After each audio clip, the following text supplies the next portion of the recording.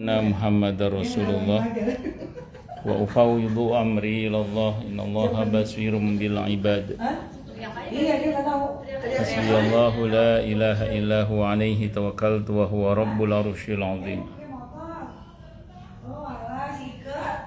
Qala Allah ta'ala fi kitabihil karim hikayatan an Nabiyillahi Musa alaihi salam. Iya, coba aku bawa dari atas, bisa kebuka nggak ya? Rabbi syrah li sadri wa yassir li amri wahlul 'uqdatam min lisani yafqahu qawli. Para asatidzah, para ibu-ibu sekalian, hafizani wa hafizakunallah, bil khusus sahibatul bait Uni Risna dan segenap pengurus Majelis Ta'lim Al-Ikhlas yang semoga Uni Risna beserta keluarga besarnya dan kita semua juga beserta keluarga besar kita juga, semoga semuanya saja selalu dalam naungan rahmat, barokah, perlindungan serta bimbingan Allah Subhanahu wa ta'ala. Amin, Allahumma amin, insyaallah. Dan tentu saya doakan semoga kemuliaan ibu-ibu sekalian selalu dijaga dan ditingkatkan terus oleh Allah Subhanahu wa ta'ala sebagai seorang muslimah, sebagai seorang istri, sebagai seorang ibu, dunia hingga syurga. Amin, Allahumma amin, insyaallah. Allahumma inna nas'aluka ilman nafi'a wa rizqan thayyiba wa amalan mutaqabbala wa fatahallahu alaina futuhal arifin. Allahumma inna na'udzubika min ilmin la yanfa' wa amalin la yurfa' wa qalbin la yakhsha' wa du'a la yusma'. Allahumma ati anfusana taqwaha wa zakkiha anta khairu man zakkaha anta waliyuha wa maulaha. Amin, Allahumma amin, insyaallah.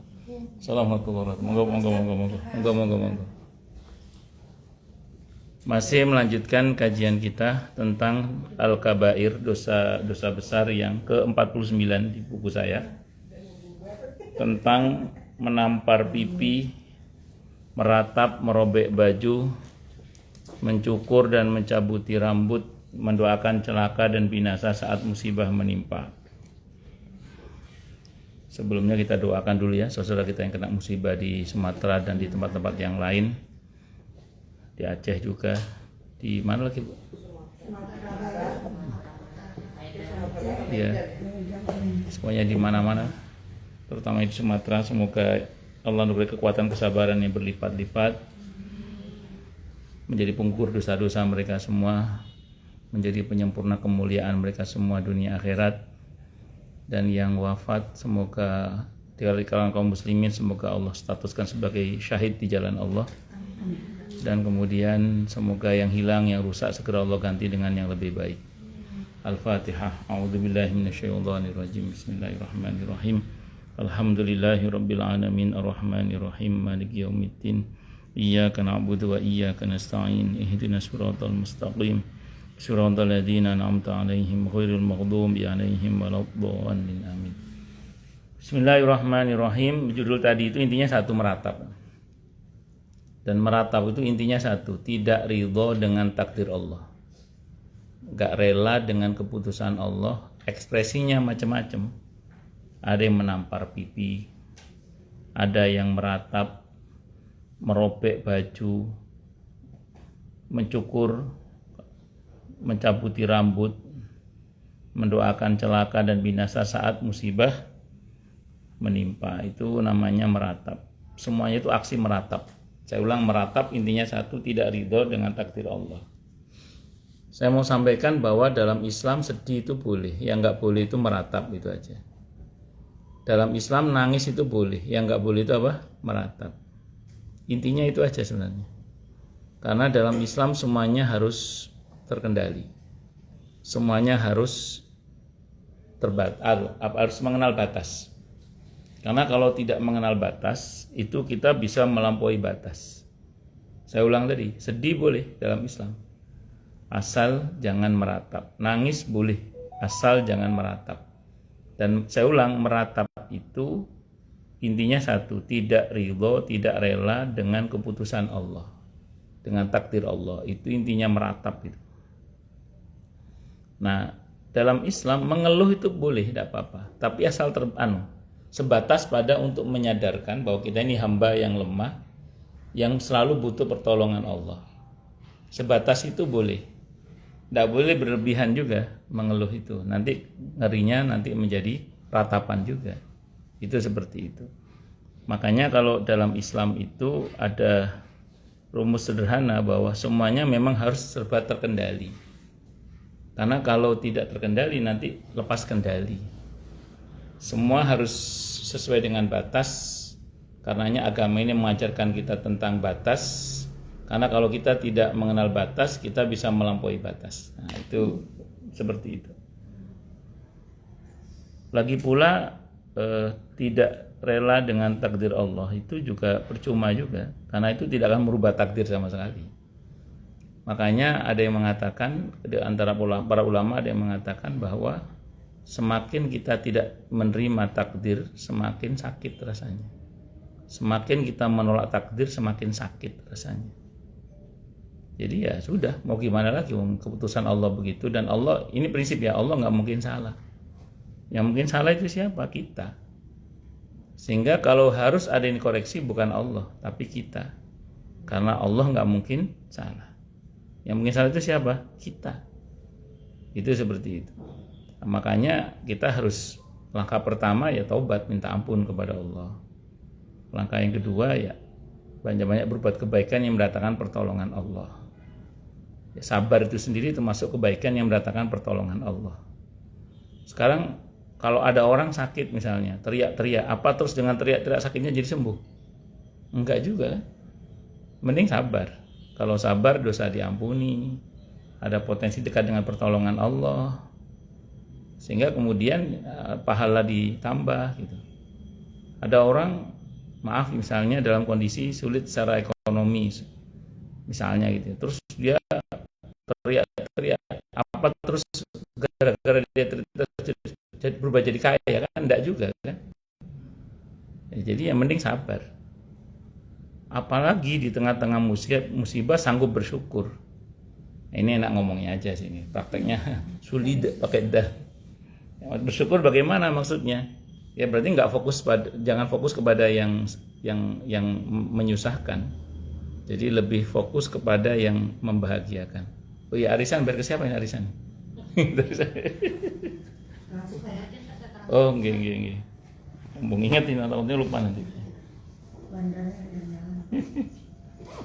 Saya wika. Saya wika. Atur nuwun.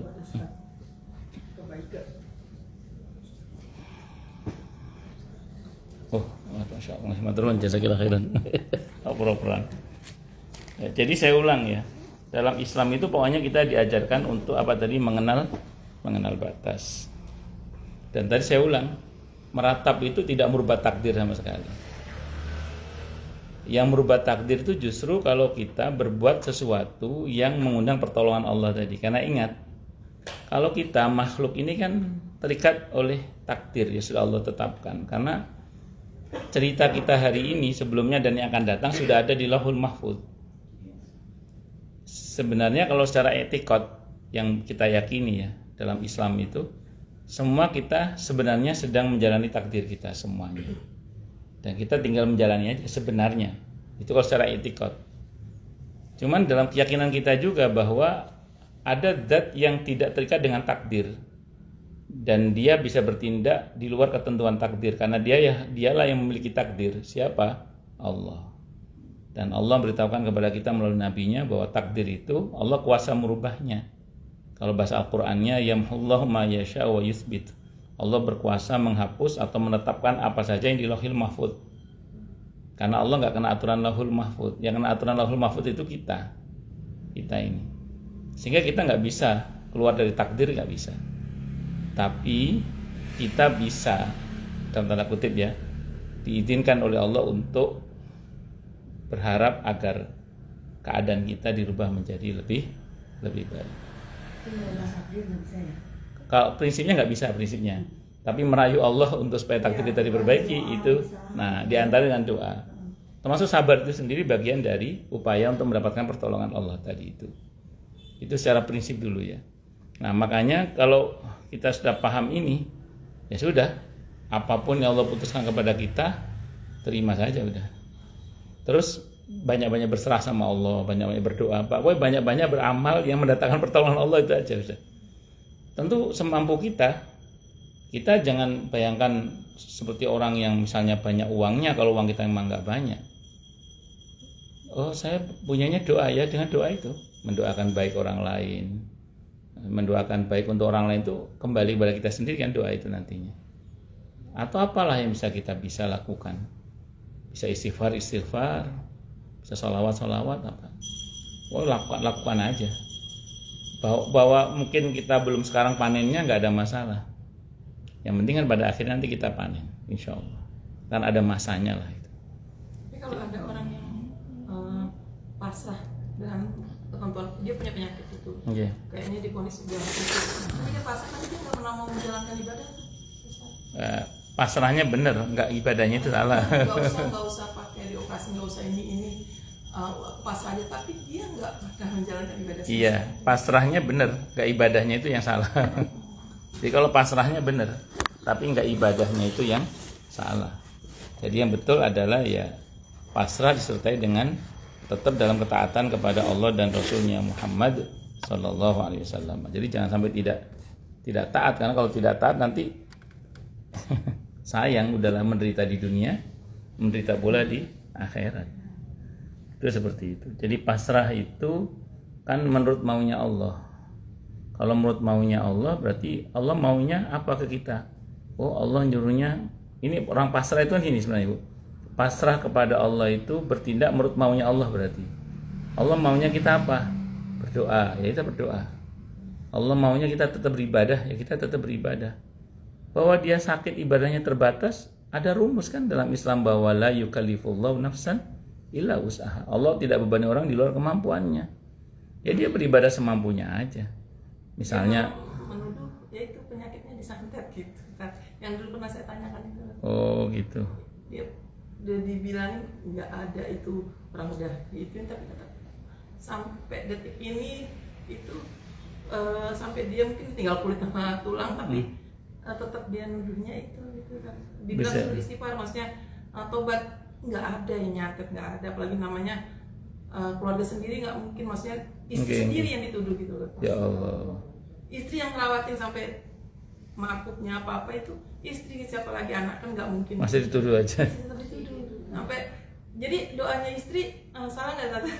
Aku bilang sih udah jangan doa minta kesembuhan, maksud aku ya terbaik aja sama Allah. Maksudnya kalau seandainya emang mau diambil jangan nyusahin istrinya, apa aku bilang gitu. Salah nggak itu Ustaz? Enggak, asalkan doanya serahkan kepada Allah ya. Ya bukan bukan doa matikan. Mati gitu. Pengennya begitu.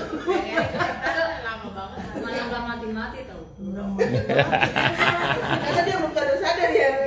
Sadar. Istighfar aja suruh istighfar nggak mau. Katanya orang jahat itu hidupnya lama. Tapi emang kalau memang ada orang punya pegangan apa itu memang masih susah apa tadi ya sih. Sebenarnya gini ya, kalau dalam akidah Islam memang belum ajalnya aja sih. Belum ajalnya. Cuman memang beberapa kasus orang yang punya ilmu hitam atau apa istilahnya itu kadang matinya sulit. Itu kalau kata Imam Al-Qurtubi kan lebih kepada begini sebenarnya gini. Itu bagian dari cara Allah untuk menghapus dosanya kalau memang dia mau bertobat dengan cara seperti itu. Tapi kalau dia tidak bertobat juga itu bagian dari siksaan. Makanya kan ada beberapa orang yang maaf ya sakaratul mautnya sampai 6 bulan. Sampai bertahun-tahun itu juga ada sakaratul maut. Nyusahin istrinya enggak apa-apa ya. Iya. Istri itu maksudnya. Iya. Ya aku bilang ada pahala aja buat kamu walaupun kamu digituin, aku bilang sama saudara gitu. Yang nasihatin enak, yang nasihatin. Udah bilang nasihatin mungkin. Yang dinasihatin. Dijalaninnya susah banget. Iya. Ya enggak apa-apa, itu bagian dari upaya ibu menguatkan hati dia. Iya, Ustaz. Masih. Enggak. Padahal udah diponis. Aku bilang cuma masih, dia ngomong kenceng lagi.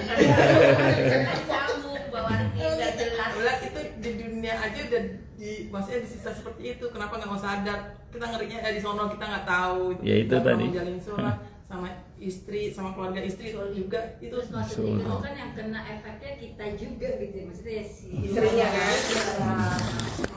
Nah, ya harus sabar. Sano kakakku udah kurus kering yang ngurusin sampai batin ya Allah disentuh katanya. Kamu ngapain? Pokoknya tetap udah negatif thinking. tetap. Keluarga kita mau nengok, pengen nengok, jangan, ini keluarga kamu yang disayangin begitu. Padahal siapa yang gitu loh. Masih berarti orang hitam saya nggak bisa tidur begitu, Ustaz. Itu apa sih? Emang malaikat menjemput aku gitu. Setan. Setan yang ada. Wallahu a'lam bisawab. Jadi gini. Enggak jadi gini. Wallahu a'lam bisawab. Kalau kata Imam Al-Qurtubi, kalau orang itu baik, kan ada malaikat pendahulu yang datang sebelum malaikat maut datang. Dan itu adalah malaikat rahmat. Kalau malaikat rahmat bentuknya bagus, permisi dulu apa? Iya, permisi wangi aromanya, no? Enggak, pokoknya ya makanya ini dengerin dulu. Aromanya wangi, permisi dulu gitu. Ya, kalau malaikat rahmat. Kalau malaikat adab sudahlah nggak pakai permisi, bentuknya serem. Nah, terus kata Imam Al-Qurtubi bilang kitab At-Tadhkirah, orang yang nggak ngerti dikira itu jin. Iya, padahal ya malaikat pendahulu bisa jadi. Malaikat pendahulu sebelum malaikat maut datang. Cuman memang Nabi nggak nyebut sih kapan. Kalau dari malaikat pendahulu datang sampai ke malaikat maut datang itu berapa lama sih, tidak tahu. Sebenarnya orang kayak gitu kasihan ya. Naudzubillah min syarri dzalik. Sudahlah fisiknya sakit, hatinya sakit juga. Orang seperti itu kasihan sebenarnya. Disadarkan susah gitu ya. Ya didoakan itu aja udah. Iya, didoakan aja. Kalau kita mau Ustadz mau ituin, doain, maksudnya mau ruqyah apa nanti dia pikir ada dukun yang diajak ke situ kan, bahkan jadi serba salah. Kalau dalam masalah ini kan kasihan istrinya itu tadi. Iya, makanya aku bilang jangan doa kesembuhan, semua pada doain kesembuhan. Aku bilang gitu, jangan doain kesembuhan. Doanya yang terbaik aja yang menurut Allah gitu. Kalau Allah mau angkat ya emang sembuh ya udah, jangan nyusahin mbakku, aku bilang gitu. Salah kan enggak kan ya Ustaznya? Doa yang terbaik bener aja yang menurut Allah kan emang semua kan ketentuan Allah yang betul tidak salah. Betul tidak salah. Sambil batin gue juga mati. Bismillahirrahmanirrahim ya. Yang dia orang seperti itu kasihan, sudah dalam berita di dunia, berita di akhirat juga kalau dia tidak taubat. Ya. Naudzubillahi min syarri dzalik. Diriwayatkan di dalam, tapi begini ya. Ini sependek yang saya lihat ya.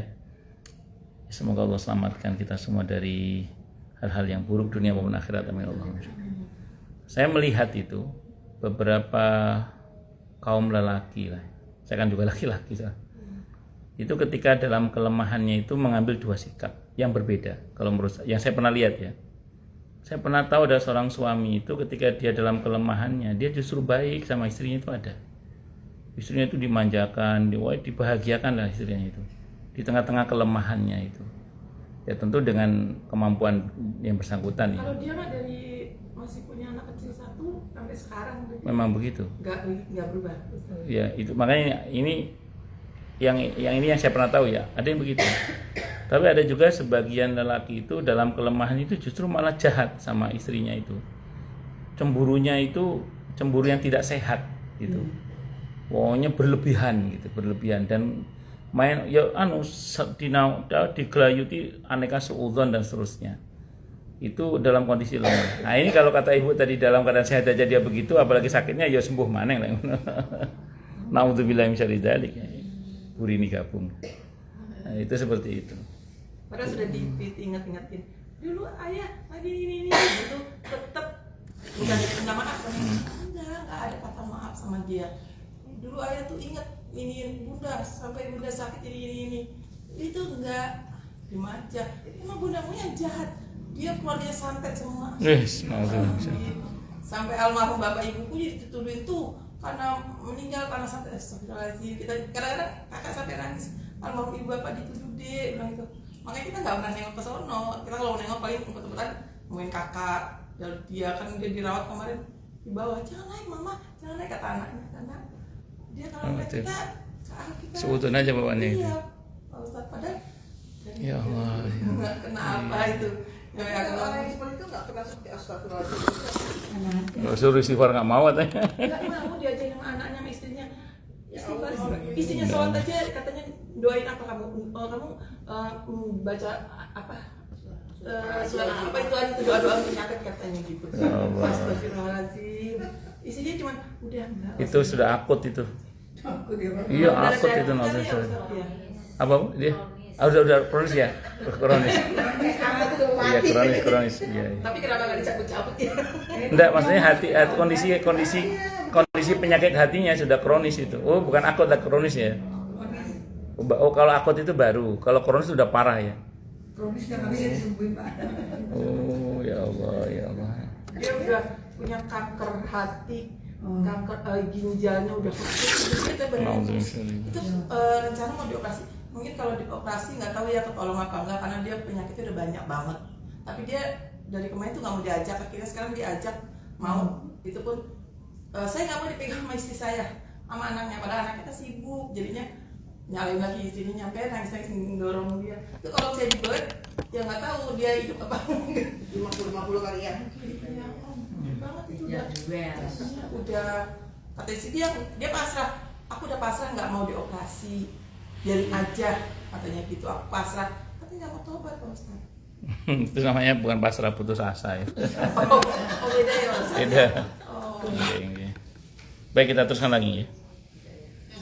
Bismillahirrahmanirrahim. Diriwayatkan di dalam Sahih Al-Bukhari dari Abdullah bin Mas'ud radhiyallahu anhu, ia berkata Rasulullah Muhammad sallallahu alaihi wasallam bersabda, laisa minna man latamal khududa wa syaqqal juyuba wa da'a bi da'wal jahiliyah. Bukan termasuk golonganku orang yang menampar pipi, merobek pakaian dan memanggil-manggil dengan panggilan jahiliyah. Iya, kan orang dulu itu kalau meratap. Iya, atau apa pokoknya dia. Oh kayak diracik.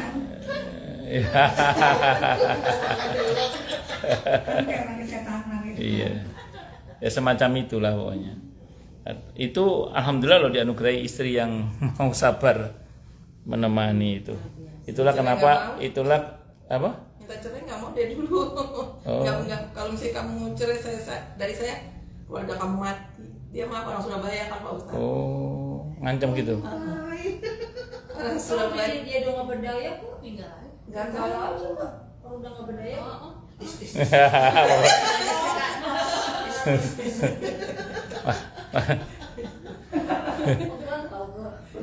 Bukan lagi. Orang-orang kayak nangis. Itulah kelebihannya. Itulah kelebihan wanita dengan perasaannya.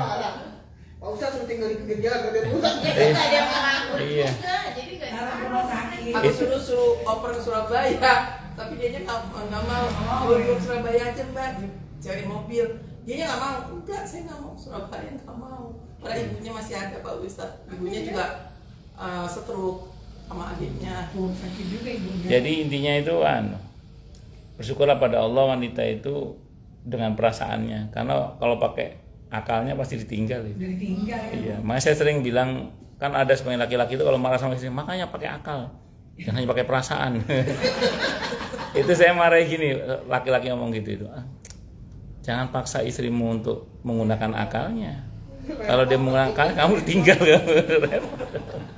makanya kadang ada wanita kadang-kadang ada loh.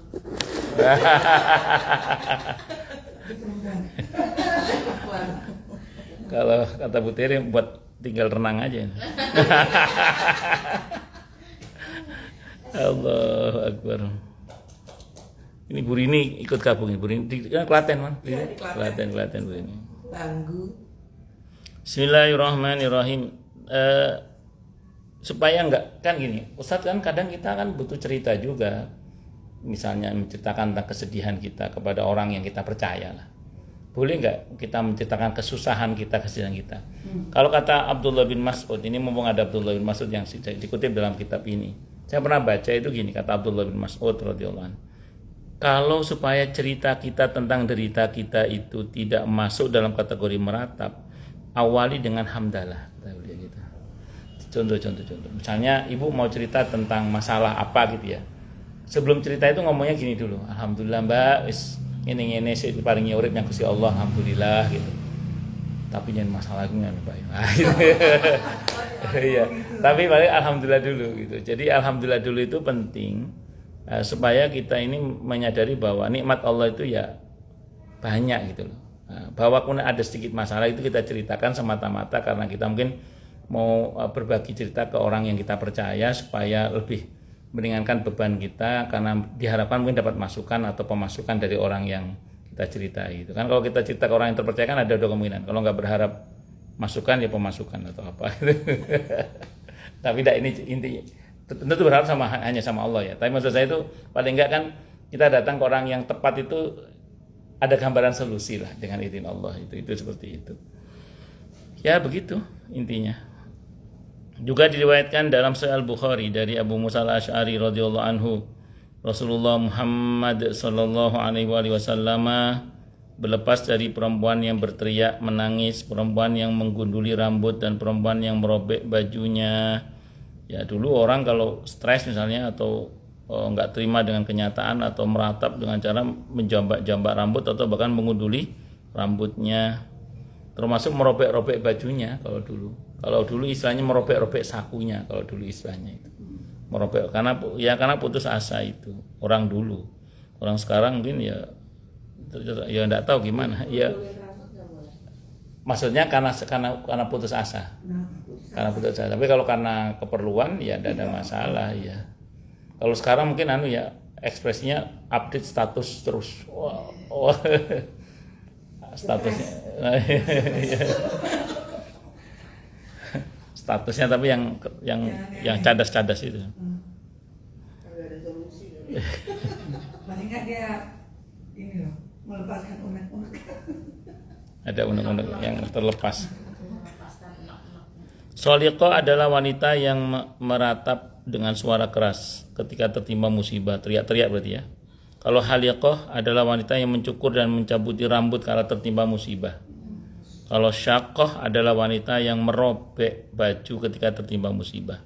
Semua perbuatan ini haram berdasarkan kesepakatan ulama. Demikian halnya menguraikan rambut, menampari pipi, mencakar-cakar muka, mendoakan celaka dan binasa, semua itu haram kalau dalam konteks meratap. Tapi kalau mengurai rambut dalam rangka untuk mau dikeramas tidak apa-apa. Itu seperti itu. Mendoakan celaka dalam konteks meratap itu juga tidak boleh. Tapi kalau mendoakan celaka untuk orang-orang yang zalim, nah itu tidak apa-apa. Kata Bu Rini, assalamualaikum Pak Ustadz dan teman-teman. Waalaikumsalam warahmatullahi wabarakatuh. Diriwayatkan dari Ummu Atiyah radhiyallahu anha, ia berkata, Rasulullah Muhammad sallallahu alaihi wasallam mengambil perjanjian dari kami dalam baiat agar kami tidak meratap. Diriwayatkan dari Abi Hurairah radhiyallahu anhu, ia berkata, Rasulullah Muhammad sallallahu alaihi wasallam bersabda, ada dua hal yang jika ada pada diri manusia ia akan menyebabkan kekufuran. Yang pertama menghina nasab. Yang kedua meratapi mayit. Menghina nasab, menghina keturunannya. Wow, anaknya menghina itu tidak boleh. Mentang-mentang dia darah biru menghina yang darah merah, tidak boleh.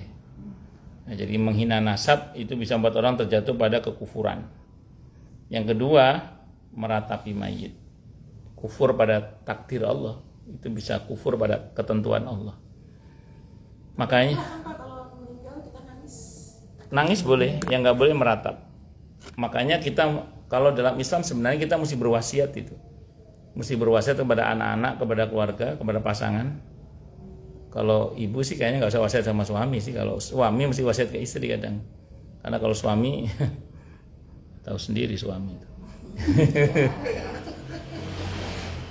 Kadang kalau istri kan ya tergantung istrinya juga sih. Cuman beberapa kali saya melihat kalau suami meninggal sih, istri itu kalau ditinggal suami kan ya terpukul sekali gitu. Itu kayaknya beda dengan kalau istri yang meninggal. Walaupun beberapa kasus juga ada banyak juga yang terpukul juga sih.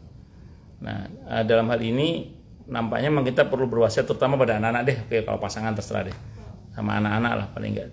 Nanti kalau mama meninggal nangis boleh tapi jangan meratap ya.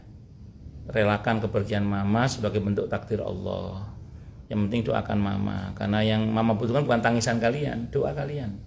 Nah, itu sedekah kalian atas nama mama.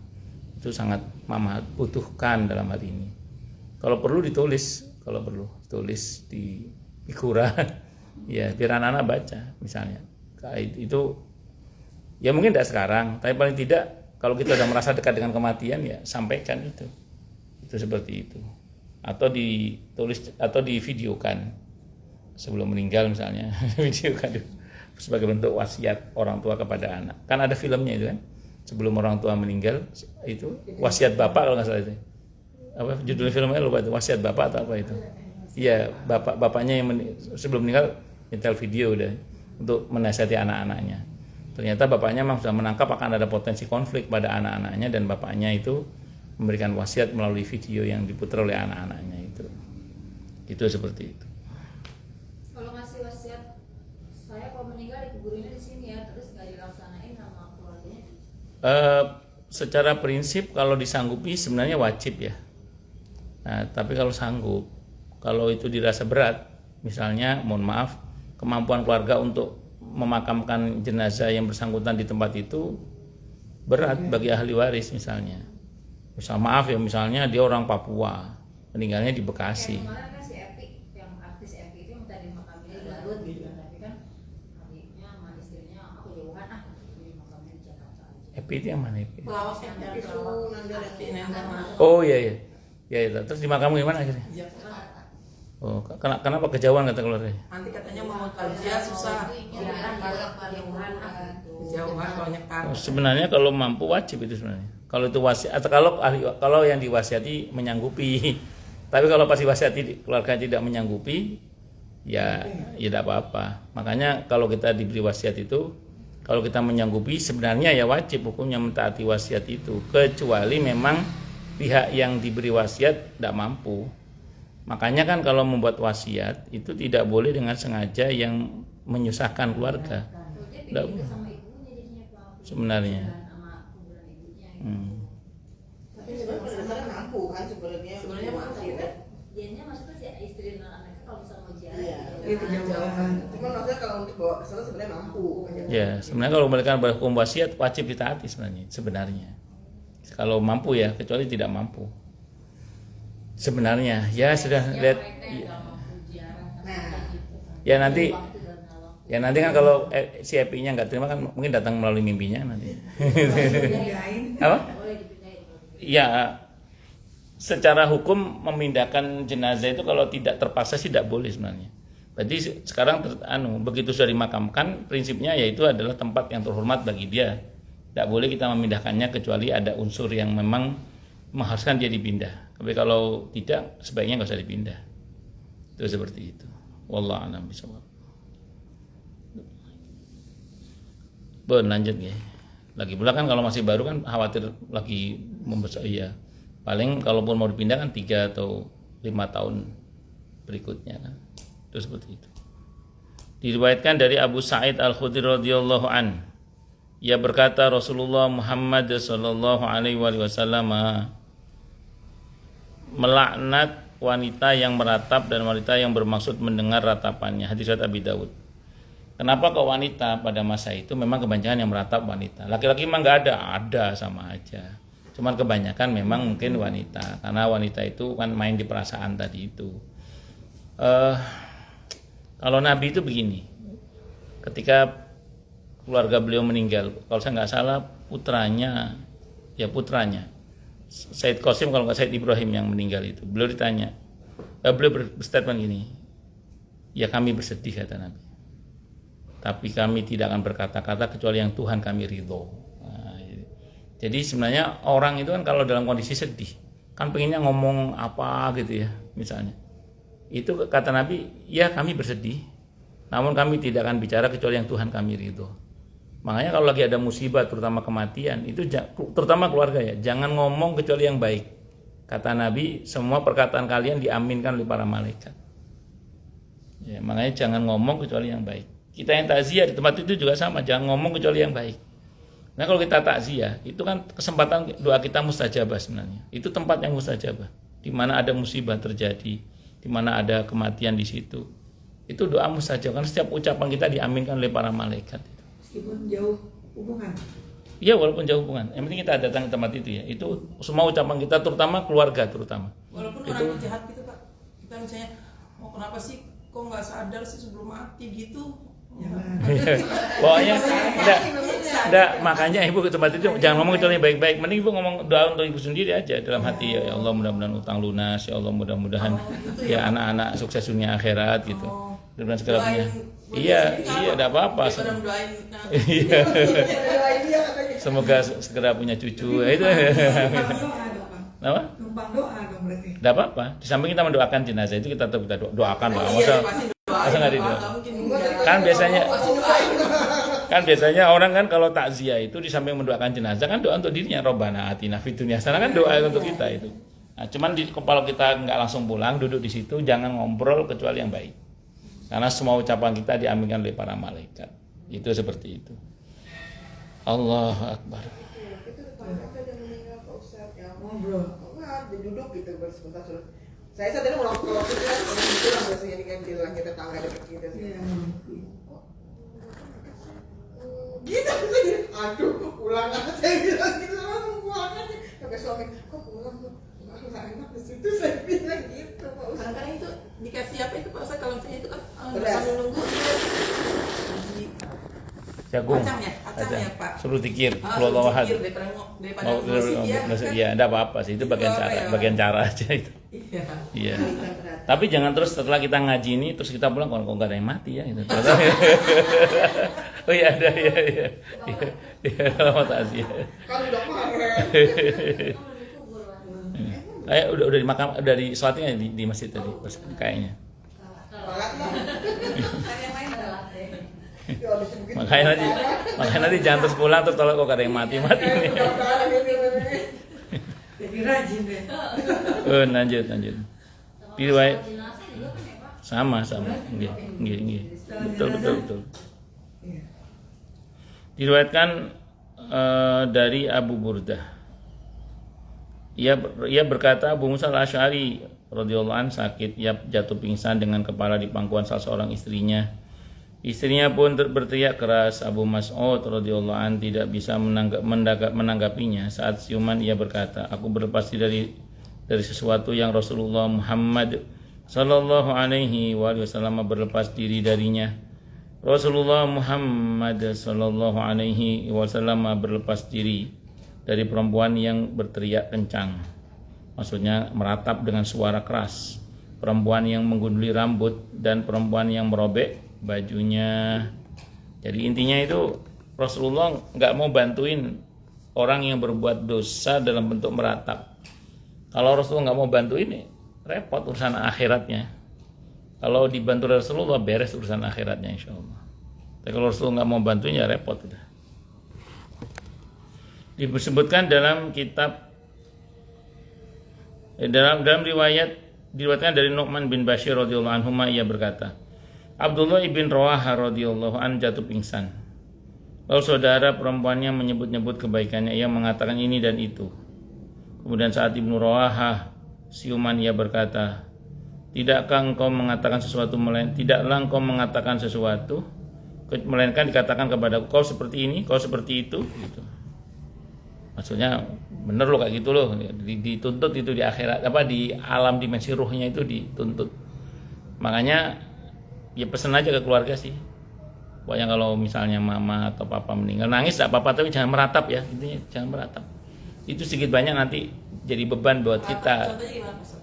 Oh, nanti aku sama siapa lagi? Aku ya gitu. Tapi kalau gini, kenapa? Dalam hati pun enggak boleh. Kalau dalam hati itu belum ada hisab. Kalau dalam hati, Mati nggak beratap. iya. Kalau dalam hati belum ada hisab. Jadi gini. Tapi kalau dalam hati itu mengingkari takdir juga bahaya juga di sini. Kenapa harus anak gue sih gini. Itu enggak boleh kan? Ya, jangan, iya. Ya, jadi sedih-sedih aja enggak apa-apa. Tapi kalaupun berucap yang baik-baik. Ya Allah, semoga Engkau rahmati beliau, semoga Allah sayangi, semoga doa keluarnya itu doa aja gitu. Keluarnya doa aja. Jangan ntar aku sama siapa lagi, dan ada yang mau sama aku lagi. Udah gitu. Gak usah begitu. doa yang baik-baik aja. Ya Allah, ya Allah. Kalau disebut hidup di dunia melelahkan, ya memang Allah sudah menyatakan bahwa manusia itu diciptakan fi kabad, dalam kelelahan. Kita dalam ketaatan ya lelah, dalam kedurhakaan juga lelah, sama. Saya sering sampaikan di sini. Kita semalaman tahajud, capek nggak? Semalaman dugem? Capek juga. Ya wes semalaman dugem pasti capek juga kan, sama aja. Ya wes, tapi capek tetap capek, Bu. Capek duit juga. Terus gini.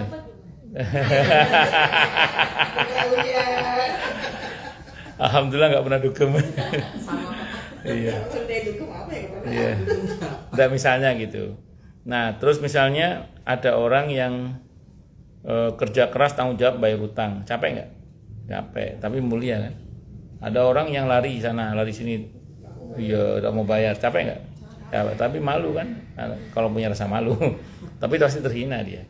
Nah, jadi mending tanggung jawab, itu seperti itu.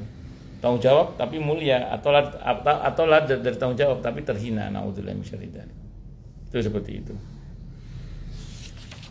Disebutkan dalam kitab Sahihain Bukhari Muslim, Rasulullah Muhammad sallallahu alaihi wasallam bersabda, al-maitu ya'adzabu fi qabri man niha alaih. Sungguh seorang mayit disiksa di dalam kuburnya karena diratapi. Tapi kalau ratapan itu dikarenakan wasiat si mayit, nanti kalau saya mati tolong diratapi ya, itu baru kena adab. Kalau enggak. Nah, atau memang itu kebiasaan si mayit semasa hidup sehingga dicontoh oleh anak-anaknya. Nah, itu juga bisa dia diadab gara-gara itu. Tapi kalau dia sudah berwasiat, berpesan jangan sampai diratapi, anak-anaknya juga sudah dididik dengan baik dan benar, tapi dasar memang mereka suka meratap misalnya gitu, ya sudah, si mayit insyaallah tidak akan diadab. Itu tapi bahwa dengan kesedihan keluarganya ikut bersedih pasti itu. Makanya kan mayit itu kalau diikhlaskan kepergiannya kan dia lebih plong gitu dibandingkan dengan kalau seandainya diberati, ya, bahwa sedih pasti ada. Mas saya bilang tadi, sedih itu boleh, yang nggak boleh itu meratap gitu. Meratap itu intinya satu, tidak rela dengan takdir Allah, itu meratap itu. Diriwayatkan dari Abu Musa al-Asy'ari radhiyallahu an, dia berkata, tidaklah seorang mayit meninggal dunia lalu orang-orang yang menangisinya berkata, oh tuanku, oh gunungku, ini dan itu, melainkan dua malaikat ditugaskan untuk mendorong dadanya dengan kuat sambil mengatakan, benarkah kau seperti itu? Nah, itu dimarahi sama malaikat itu. Makanya kita jangan sampai meratapi mayat yang sudah meninggal. Nangis boleh, meratap jangan. Rasulullah Muhammad sallallahu alaihi wasallam bersabda, seorang wanita yang meratapi mayit jika tidak bertobat, ia akan dibangkitkan pada hari kiamat dengan dikenakan baju besi berkarat dan baju panjang dari aspal per yang panas, tapi itu artinya disiksa maksudnya. Nabi kita Muhammad sallallahu alaihi wasallam bersabda, innama nahaitu an sautaini ahmaqaini fajiraini sautin 'inda ni'matin wa lahwin wa la'ibin wa mazamiri syaitanin wa sautin 'inda musibatin khamsi wujuhin wa syaqi juyubin wa warannati syaitanin. Aku hanya melarang dua suara bodoh dan keji, yaitu suara saat mendapat nikmat, saat bersenda gurau, saat bermain-main, dan seruling-seruling setan, dan suara saat tertimpa musibah, mencakar wajah, merobek saku baju, dan suara tangisan pilu. Al-Hasan berkata rahimahullah, dua suara terlaknat, suara seruling saat mendapat nikmat dan tangisan pilu saat tertimpa musibah. Itu menurut pendapat beliau. Yang saya pahami begini, ada orang itu ketika mendapatkan nikmat itu sikapnya berlebihan, sehingga aksinya nih gua nih. Nah, itu ada keluar sombongnya itu loh. Nah, itu tidak boleh. Keluar jumawanya. Ini kalau bukan saya, wah, itu kata-kata seperti itu yang Rasulullah tidak suka. Bahwa nanti ada beberapa orang yang merayakan kegembiraannya dengan penuh kepongahan, itu juga bagian yang tidak disukai sebenarnya. Yang betul kan syukur terusnya kalau ada nikmat. Nah, yang kedua, orang yang tertimpa musibah terus meratap tadi itu suara yang tidak disukai itu seperti itu. Kalau perihal hal-hal yang masih dalam lingkup syukur atau mensyukuri nikmat itu masih aman lah. Itu seperti itu. Tapi kalau udah mulai berlebihan itu udah mulai berbahaya, dan karenanya dalam Islam apa-apa yang berlebihan itu tidak boleh, ya, karena ya tadi rawan melampaui batas. Itu seperti itu. Rasulullah Muhammad sallallahu alaihi wasallam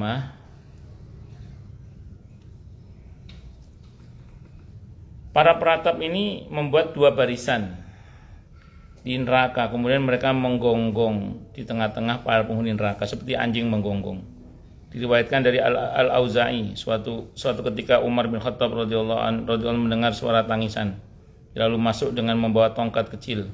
Umar bermaksud memukul mereka. Setelah tiba di hadapan si wanita yang meratap, Umar memukulnya hingga penutup kepalanya jatuh. Umar juga berkata, pukullah dia, karena dia wanita peratap. Dia tidak punya kehormatan. Dia bukan menangis karena kesedihan kalian, tapi dia mengucurkan air mata demi meraup dirham-dirham kalian. Dia menyakiti mayit-mayit kalian di dalam kubur mereka, menyakiti orang-orang yang masih hidup di antara kalian di rumah-rumah mereka, karena dia melarang bersabar seperti yang diperintahkan Allah dan memerintahkan berkeluh kesah yang dilarang oleh Allah. Jadi saat itu ada seorang perempuan yang profesinya memang dia meratap. Dan kalau ada orang meninggal, dia sengaja meratap di tempat itu supaya dikasihani untuk meraup keuntungan dari orang-orang setempat. Dan dia ini bagian dari provokator. Makanya oleh Sayyidina Umar dipukul. Tidak boleh begitu, dilarang pakai tongkat kecil ya, bukan dukung. Ayo, tidak boleh. Itu namanya takzir namanya. Diberi efek jera supaya tidak meneruskan kebiasaan buruknya itu. Kalau di kita ada tradisi sebagian masyarakat kan yang kalau ada yang meninggal mengundang orang untuk meratap, bahkan membayar orang untuk meratap. Nah itu tidak boleh dalam Islam seperti itu. Bahwa itu keyakinan agama sebelah itu terserah lah itu. Wallahu a'lam bishawab. Ada sebagian. Ya. Ya itu lakum dinukum waliyadin lah ya. Cuma dalam Islam tidak boleh. Wallahu a'lam bishawab. Monggo silakan yang mau tanya dulu. Tanya, protes, marah boleh. Masalah yang lain boleh silakan kalau ada.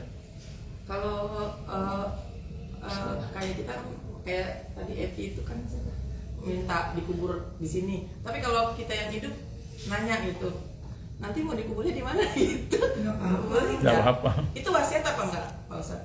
Bisa wasiat. Ya, kan persat itu wasiat itu misalnya kakak aku nanya mau dikubur di Surabaya apa di sini gitu, itu nggak apa-apa. Nggak apa-apa. Oh, lo doain gue mati ya? Tapi itu malah makin lama tuh. Lama ya Mbak. Jadi nggak usah didoain. Bisa didoain mati. Aku bilang kan bacain orang sakit Yasin nggak apa-apa kan ya Ustaz, bukannya harus orang yang meninggal, maksudnya dia lagi keadaan sakit, bacain Yasin aja, nah kan belum mati katanya gitu. Ar-Ra'du aja. Ar-Ra'du. Nggak apa-apa kan? Bacain Ar-Ra'du. Ar-Ra'du. Suruh bacain Yasin. Ar-Ra'du. Bukan Yasin Pak Ustaz. Ya udah Ar-Ra'du aja. Iya. Kalau Ar-Ra'du itu gini, insya Allah ya. Kalau memang Allah takdirkan sembuh, cepat sembuh. Kalau meninggal cepat meninggal. Oh gitu Pak.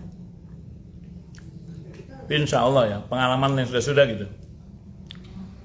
Saya pernah ada orang Mikirnya malah Yasin itu kalau misalnya mau cepat ya cepat, mau sembuh dia sembuh, tapi nggak tahu kemungkinan kecil sih kalau sembuh. Jadi pernah itu saya gitu ditelepon oleh jamaah, Ustaz, ini saudaranya pokoknya, tolong bacakan Ustaz Ar-Ra'd. Ya udah saya bacakan sore atau saya bacakan tidak lama saya ditelepon, alhamdulillah Ustaz sudah meninggal. Alhamdulillah meninggal.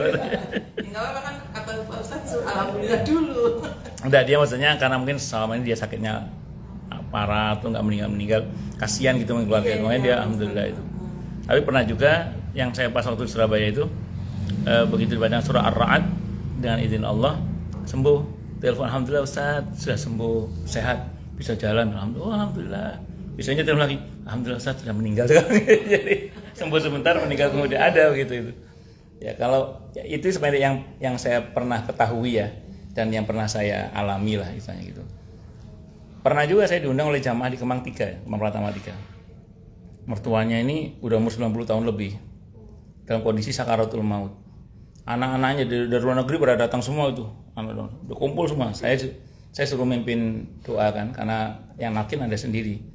Saya bacakan doa yang bisa aja, termasuk surah-surah, termasuk Ar-Ra'd saya baca itu. Kita tungguin nggak mati-mati itu. Sampai kata jamaah saya itu, Ustadz karena nggak meninggal, Ustadz pulang aja nggak apa deh. Saking capeknya udah. Akhirnya saya pulang. Begitu saya pulang, ditelepon. Alhamdulillah Ustadz sehat. Makan durian lagi, alhamdulillah. Ada jalan-jalan lagi, alhamdulillah. Alhamdulillah sehat. Iya sehat. Malas makan durian lagi, jalan-jalan lagi. Terus pas pandemi kemarin meninggal setelah sekian bulan ya, sempat sekian bulan atau sekian tahun saya lupa itu. Pas pandemi, iya, terus meninggal akhirnya. Tapi pas qadar Allah saat saya datang itu, saya bacakan doa yang saya bisa semampu saya lah ya. Itu qadar Allah nggak jadi meninggal. Jadi Ar-Ra'd itu memang begitu, Ar-Ra'd itu. Ar-Ra'd itu. Surah Ar-Ra'd itu. Itu pengalaman guru-guru saya itu gitu. Surah ke-13. Ya, tapi jangan orang asal sakit dibacakan itu. ini kalau yang sekiranya udah kayaknya nggak ada harapan gitu. Iya, kita serahkan sama Allah gitu maksudnya itu. Jadi Ar-Ra'd itu kita bacakan kalau sekiranya kayak udah nggak ada harapan gitu loh. Itu bentuk keberserahan kepada Allah. Pokoknya intinya gini, kalau Allah takdirkan sembuh. Yang ngurusnya udah gak kuat Pak. Pokoknya untuk kondisi yang memang sudah dirasa berat, nggak ada harapan gitu loh. Masih bisa jaga toko. Iya. Pak Ustadz kan Udah terbalik. lagi tren tuh yang katanya nikah siri kan itu merugikan yang perempuan ya Pak Ustadz ya. Terus betul. Nah, saya ceritakan. Cuman sekarang perempuannya mau soalnya. Kayak yang itu terus setelah mereka nikah siri terus ceweknya udah nggak mau. Itu sebenarnya status yang bisa menceraikan, memberi talak bahwa nikah siri itu bubar itu suami aja. Kalau dalam nikah siri loh Pak Ustadz ya, itu suami atau istrinya sendiri bisa udah malu gitu bisa. Beberapa kasus yang saya sarankan kepada orang yang mau nikah siri, itu yang pertama, si suami saya suruh bikin talak. Saya itu beberapa kali menghadapi kasus seperti itu, di mana suaminya nggak bertanggung jawab, ada fisik yang terancam dan macam-macam, tapi mau menggugat cerai suami nggak bisa karena kan nggak terdaftar. Nah sementara suaminya tidak mau menceraikan. Izin minum dulu ya. Oh iya.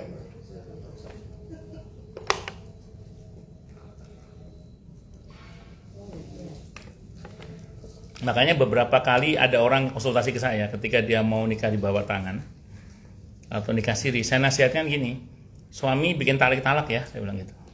Talak itu gini misalnya, bukan yang di buku pernikahan itu di buku pernikahan itu bukan talak itu.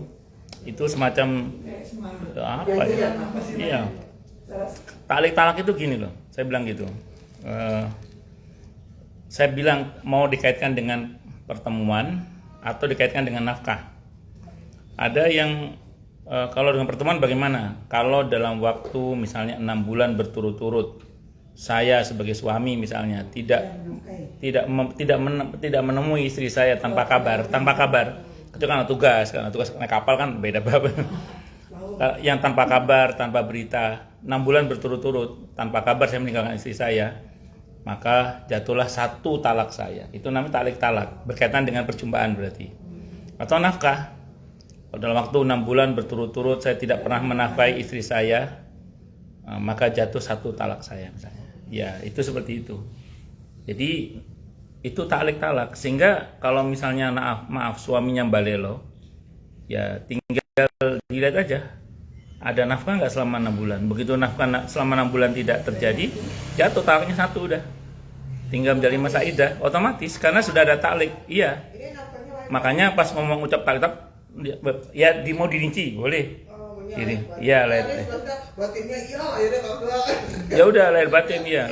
Kalau lahir batin tidak menafkahi saya selama 6 bulan berturut-turut, kecuali ada udzur gitu. Tapi kita udzur misalnya maaf namanya sudah ya sakit atau apa itu. Tapi kalau udzur nggak terima ya sudah, begitu tidak pernah disengat oleh suaminya udah jatuh talaknya 1 misalnya. Itu talak. Itu saya suruh buat begitu. Kenapa? Karena wanita kalau nikah siri nggak bisa menuntut ke pengadilan soalnya. Kan pengadilan itu mau menerima tuntutan seorang istri kalau pernikahannya tercatat di pengadilan. Iya, buku nikahnya tercatat di. Kalau buku nikahnya tidak tercatat di pengadilan, tidak bisa nuntut. Itu seperti itu. Allah a'lam bishawab. Caranya gitu caranya. Siapa sih nggak ngerti? Oh itu, oh iya itu. Siapa sih nggak ngerti? Ya itulah pokoknya.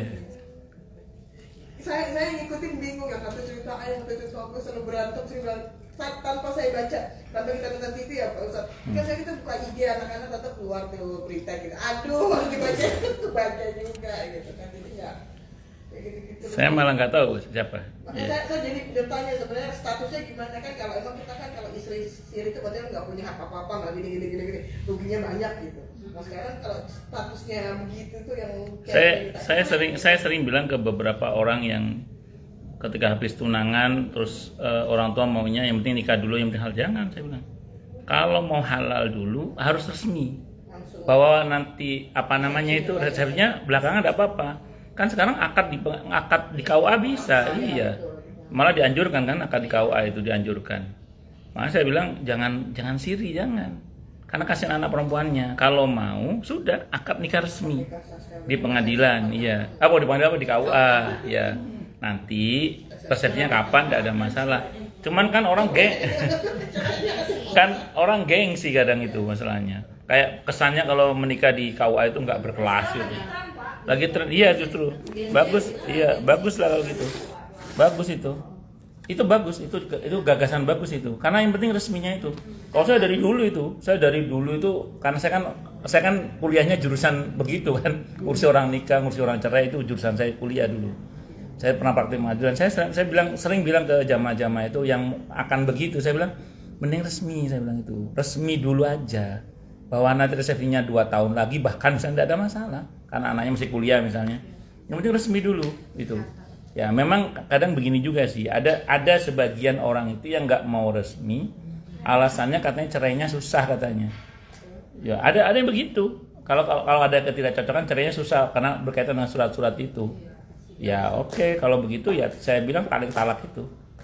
Buat talak. Pokoknya orang kalau mau nikah siri talak harus itu. Iya, ada ya, karena kasihan nanti istrinya kalau ada apa-apa dengan suaminya nggak bisa nuntut ke siapa, bingung. Kalau mas kawinnya palsu gimana Pak Ustadz? Sah nggak itu pasti? Berarti itu sama dengan mahar belum dibayar kan? Kalau mahar belum dibayar berarti si istri ini berhak menolak ketika diajak senggama oleh suami. Udah punya anak Pak Ustadz? Aduh, udah punya anak 1, sekarang malah jadi istrinya. Kalau sampai mati suaminya tidak bayar mahar itu, mati sebagai penzina dia. Apa? Kan orang yang mati sementara mahar belum dibayar itu mati sebagai penzina. Istrinya nggak tahu. Ya untuk saat ini jangan mau disenggamai dulu berarti. Kebetulan lagi mau gua cerai sih Pak Ustadz. Ya udah. Karena, ya itu, boleh sudah boleh. Karena mahar tidak dibayar. Pas mau dijual cincinnya palsu, kayaknya emas. Ada tapi itu Pas depan rumah saya. itu pernah kejadian juga, saya pernah tahu. Oh iya. 3 miliar itu ya? Oh itu ya. Lagian kok percaya banget. Nggak ada uangnya. Ya sih, kebayang nggak cek 3 miliar mobilnya Avanza, kan nggak masuk akal. Iyalah. Harusnya kan boleh nggak. Ceknya juga nyari dulu di Bisa nggak ragu ya? Kan nggak mungkin kan kalau mau jadi mana kan nanti udah disiapin di box ya di apa nyari kalau Boleh nggak datang Robicon atau apa gitu, Avanza. Jangan tulisan doang. Saya pernah sekali dapat amplop taklim itu berupa cek. Saya telepon balik itu yang ngasih saya itu, Bu, gimana cara ngambilnya ini? Sekali-kalinya di Bank Mega. Iya. Ya saya dapat cek. Iya, saya bingung, belum pernah ngambil pakai cek. Oh iya gini Pak Ustadz, bisa dengan cara begini. Aduh, ya Allah, Bu. Gimana ngerjain aku? tapi ini kalau 1 M gitu semua Iya. Berapa 100.000? Ya Allah. Macam-macam. Ada lagi mungkin? Tanya? Ini kalau cek beneran, kalau cek. Jauh sekali itu aja dapat pakai cek. Sekarang udah pakai Transfer sekarang transfer. ya. Ya, Kiris. Itu kalau mau renang aja 500 dapat keren ya. Kris. Enggak ada lagi? Jelas semua atau tidak jelas semua? Cukup dulu ya. Kita tutup dengan hamdalah. Alhamdulillahirabbil alamin. Semoga kajian kita bisa bermanfaat, mubarakah fi dini wa dunya wal akhirah untuk kita, keluarga kita dan seluruh umat Islam semuanya, dan mudah-mudahan kita semua dijadikan oleh Allah sebagai orang-orang yang sukses dunia akhirat, selamat dunia akhirat, bahagia dunia akhirat, dan dipermudah urusan kita oleh Allah fi dini wa dunya wal akhirah. Semoga Allah limpahkan hidayah selalu untuk kita, semoga Allah tingkatkan selalu hidayah untuk kita, dan semoga Allah berikan hidayah untuk siapapun yang melihat kita. Subhanakallahumma bihamdika asyhadu an la ilaha illa anta astaghfiruka wa atubu ilaik. Sallallahu alaihi Muhammad wa ala alihi wa sahbihi wasallam. Saya mohon maaf. Wassalamualaikum warahmatullahi wabarakatuh.